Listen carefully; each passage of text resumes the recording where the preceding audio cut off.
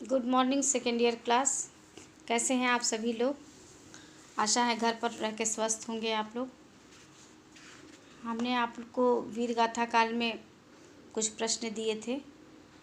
आशा है आप लोग उसको कर ली होंगी। जिन्होंने नहीं किया है, अगर उनको किसी प्रकार की कठिनाई है तो वो मैसेज करके पूछ सकती हैं, या जो कुछ भी ना समझ में आया हो वो आप लोग पूछ सकती हैं। आज हम आप लोगों को भक्ति काल पढ़ाएंगे, ठीक है। तो आइए हम लोग शुरू करते हैं भक्ति काल। अब प्रश्न ये उठता है कि भक्ति काल इसका नाम क्यों पड़ा।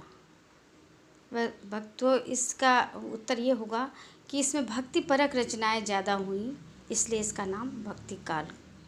इसका एक अन्य नाम है जिसे हम पूर्व मध्य काल भी कहते हैं।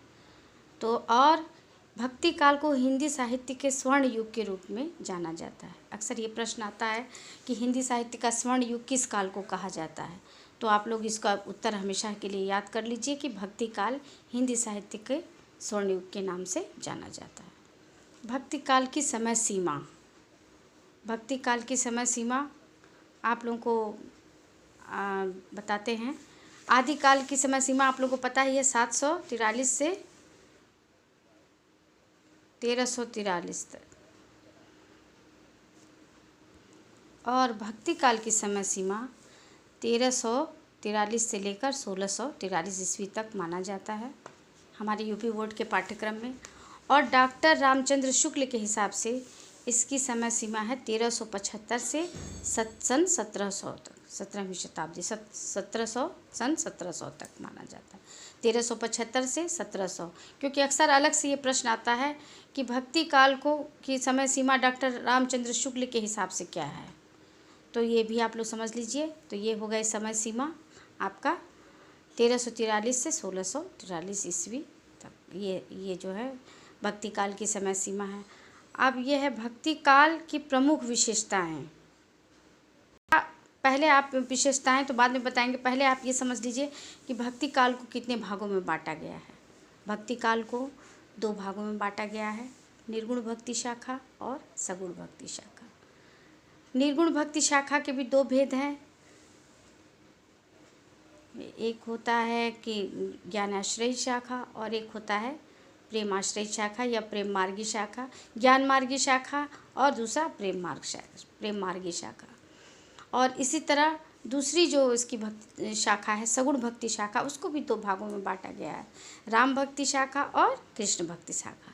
तो आइए सबसे पहले हम निर्गुण काव्य धारा के ज्ञान मार्गी शाखा की बात करते हैं। निर्गुण काव्य धारा की ज्ञान मार्गी शाखा।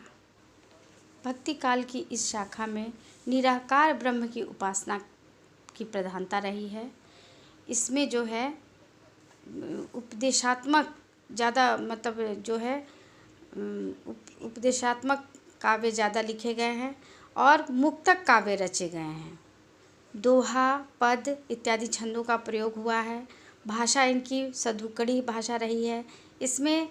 और ज्ञानमार्गी की निर्गुण शाखा में शांत रस का ज़्यादातर प्रयोग किया है, क्योंकि इसमें ज्ञान की बातें ही बताई गई हैं। अब इस काल के प्रमुख कवि को नोट कर लीजिए और उनकी प्रमुख रचनाएं। इस काल के प्रमुख कवि हैं कबीरदास, जिनकी प्रमुख रचना है बीजक, जिसमें कि साखी शब्द और रामायणी दिया गया है।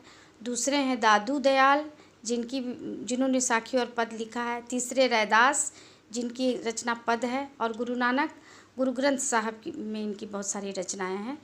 तो ये तो आपकी जो हो गई ज्ञान मार्गी शाखा को हो गया। अब हम प्रेम मार्गी निर्गुण भक्ति शाखा के प्रेम मार्गी धारा की बात करते हैं।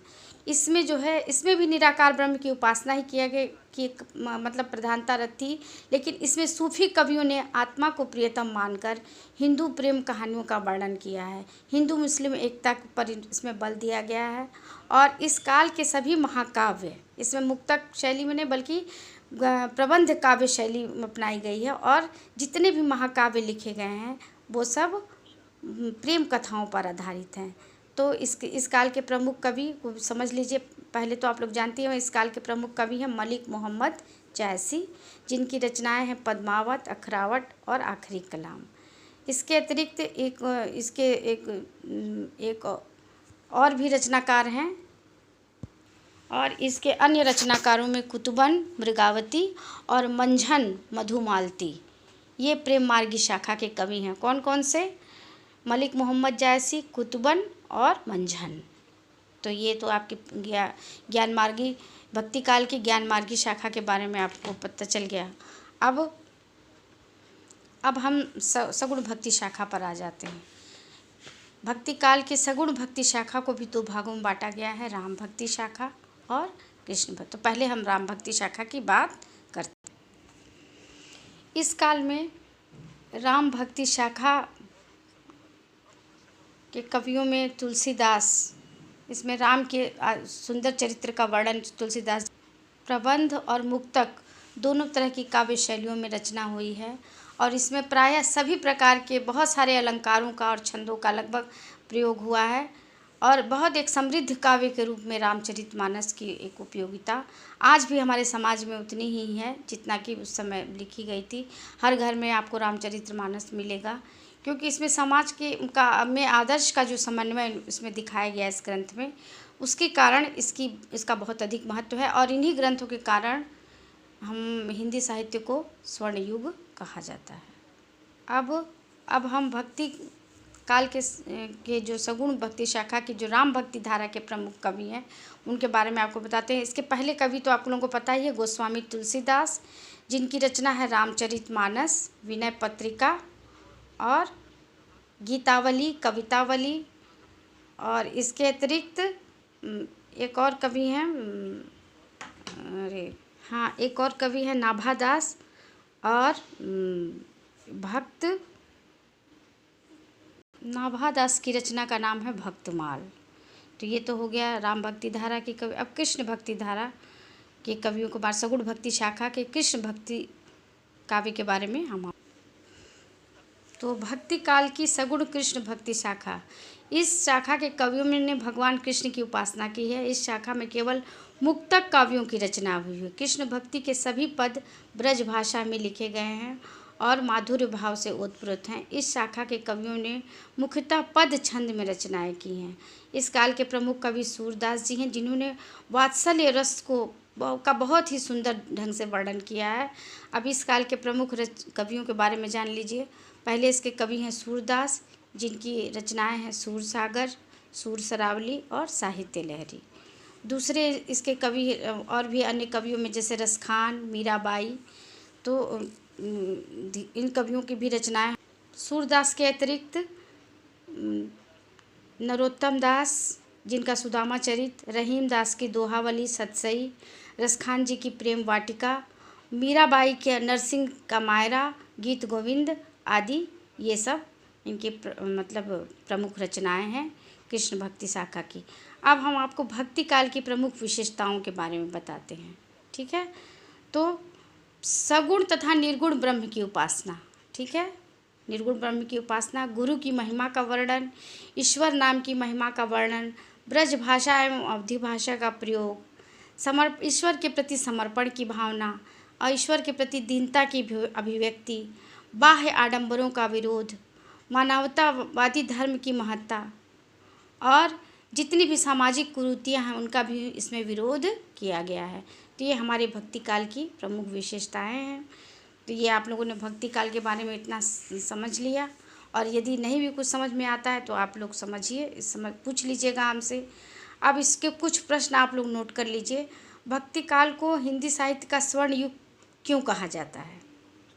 अच्छा, भक्ति काल की 2 प्रमुख शाखाएं कौन कौन सी हैं?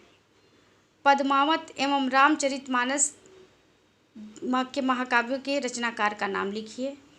और इस भक्ति काल में किन किन भाषाओं का प्रयोग हुआ है, ठीक है।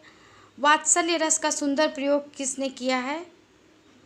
कृष्ण भक्ति शाखा के 2 कवियों के नाम बताइए। और वियोग श्रृंगार का वर्णन किस कवि ने बहुत ही सुंदर ढंग से किया है? और कबीरदास जी की भाषा कौन सी है? ठीक है, ये आपके जो है भक्ति काल के प्रश्न हैं। तो जैसे आदिकाल के भी जैसे आपने किया था, इसको भक्ति काल का भी आप कर लीजिए। फिर यदि नहीं समझ में आता है कुछ तो आप हमसे पूछिए, ठीक है। ओके, अपना ध्यान रखिए, टेक केयर, थैंक यू।